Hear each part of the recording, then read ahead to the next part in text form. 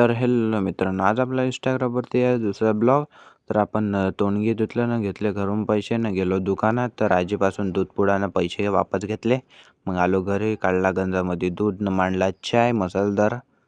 हां, थंडीच्या बाहेर कडक कडक आणि पेलो. तर पेता पेता मला एक लक्षात आलं का आपण गाईसाठी चारा आणलाच नाही. मग आपण थोडंसं लेटलो आणि गाडीची सस्ती एडिटिंग केली आणि काढली घराच्या बाहेर गाडी. गाडी काढल्याच्या नंतर विडाच विसरलो होतो. मग विडा गिडा घेतला आपण आणि मग निघालो आपण वावराच्या रस्त्यानं. वावराच्या रस्त्यानं निघालो तर मग आपण वावरामध्ये पोचलो आणि आपण गहू लावला होता मस्त निघाला. आणि पराठी पाहून घ्या आपली किती मोठी आहे. तर पराठी पाहिणं झालं असेल तर आपण चारा कापून घेऊ. कापला चारा आणि बांधलं पेंडकं मस्त. मग उचललं बाहुबलीवाणी पेंडकं. पेंडकं उचलल्याच्या नंतर निघालो आपल्या गाडीपाशी. गाडीपाशी पोचल्यानंतर निघालो आपल्या घराच्या रस्त्यानं. मग घरी पोचल्यावर आपण टाकला गाईला थोडासा चारा. गाईला चारा